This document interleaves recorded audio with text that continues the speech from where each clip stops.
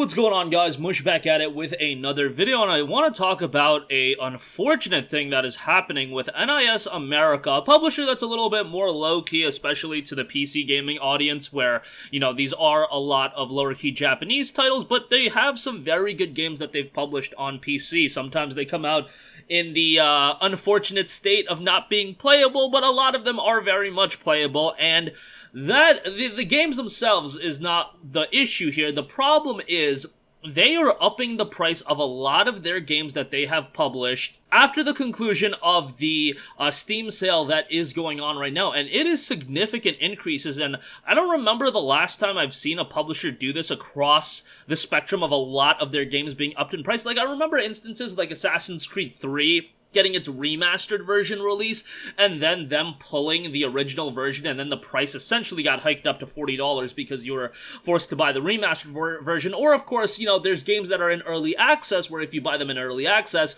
you get them at a discounted price, but then when they see their official release, the game goes up in price, but that's a standard thing to do with early access releases. In this case, it's a bunch of games that have been out, they've been out for a while, and now they are upping in price. I want to talk about this a little bit, go over the games that are being upped in price and why this might be happening, and hopefully we don't see this in the future, but maybe I'm going to try to take it from the lens of NIS America on why they're doing. Obviously, to generate more revenue across the board for these games, but let's talk about the games themselves. So, let's go from bottom to top, because the bottom game that they've listed is probably the most important. EVGA 8 Lacrimosa of Dana is going back up to its full $60 price tag. So yes, EVGA 8 is buyable now for, I believe, $24 as a part of the Steam Summer Sale. Its MSRP is $40. This game came out absolutely butchered on PC, but it got fixed. I played through the entire game on PC, had a fantastic time with it.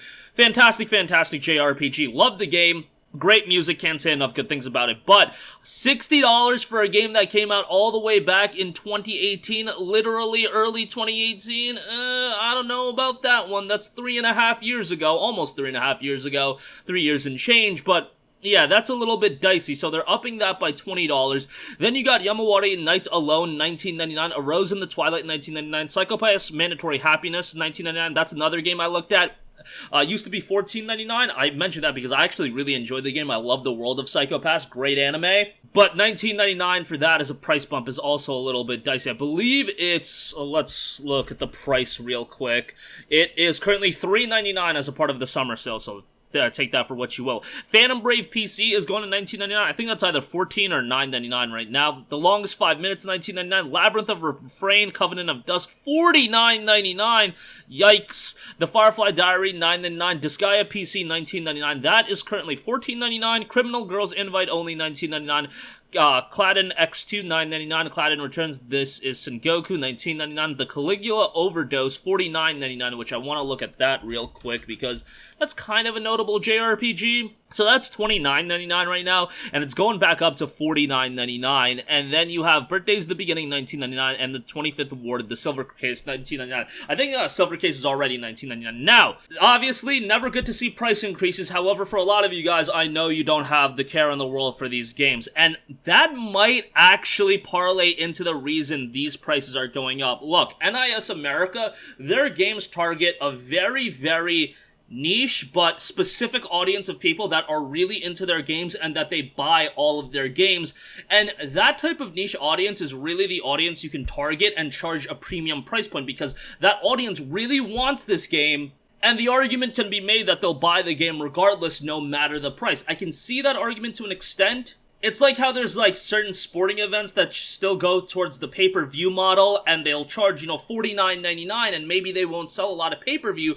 but the fact is they're selling $50 pay-per-views, and because that niche hardcore audience is gonna buy, 50,000 people are going to buy it or whatever. I'm just pulling a number out of my butt here, but 50,000 people are buying it. They're making a decent bit of revenue. I don't know if that's their thinking here. That's the only thing I can think of. Obviously, the goal is to make as much money as possible. Let's not mince words here. It's not like the cost of keeping these games on Steam is going any higher. I'm just trying to take a look from the lens of NIS America, which maybe I'm out to lunch and trying to figure out what they're doing. Let's be real, what they're doing is trying to make more money, but again, I haven't seen an instance where a publisher just across the board raises the price on the majority of the games. Again, games like the Silver Case retaining their same price, but EVGA 8 going up $20, like that's significant because now it's $60. Maybe during a Steam sale, they'll put the game at a 40% off discount like they're doing here, but that would knock it down to like 36 bucks if my math is correct, which it might not be, but you guys get the deal. It's still going to be a higher price point than the lowest price that's available currently. So, not an ideal situation. Again, these games do target that specific audience, but I don't want to see that specific audience pay more money for their games, and it's unfortunate, and that might mean when NIS America does publish games on PC that they're going to be thinking, okay, we're going to release this game at a higher price point, and we're going to make it retain that price point, which is always unfortunate, not the greatest thing in the world to see. I would have loved to have been a fly on the wall when this conversation was had and how they came to this conclusion, because it's something that I would find rather interesting, and a lot of people are obviously going to be upset. Obviously, also because NIS America does not have the best track record for the best PC ports in the world, so for them to up the price, like, I don't know, man, that's going to upset people too, because, again, EVGA 8, that game was a train wreck at launch. When I played that game at launch, constant crashing, like, it was not a good experience at all, and now in 2021, 3.5 years later, and it was pretty good by, I believe, like a year later or so, but it took a while for it to get to a high level, but that game was an abomination on PC initially. Like, I believe it had a mostly negative reception for a while on the Steam reviews, and rightfully so. And, a lot of these games like Disgaea PC, again, that's a game that does target a specific audience. Phantom Brave, like, a lot of PC guys obviously don't even know what those games are, and again, the people that do know those games are, maybe they're just so steadfast in wanting to buy those games. I don't know. Maybe I'm trying to make excuses for this, but hopefully other publishers don't go down this route, and it would be unfortunate if a lot of, like, publishers of Japanese titles really, like, do go down this route of upping their prices on their games, because I don't want to see that. But yeah, let me know what you guys think. Is it just a case of, you don't care about these games and you don't care unless it hits the games that you actually want? But let me know all of your thoughts in the comment section down below. Again, in titles like EVGA 8, I think that's like the most notable game here that is going up in price, and I could see some people being upset about that, especially a $60 price tag, like 3.5 years later and it's still being $60 without like additional content or anything like that, or any changes. That's kind of wild, especially because the next EVGA game is out, I think, in just a few days, and that's going to be $60 as well, EVGA 9, so yeah, let me know all of your thoughts in the comment section down below. I am out. I'll catch you guys in the next one. Peace.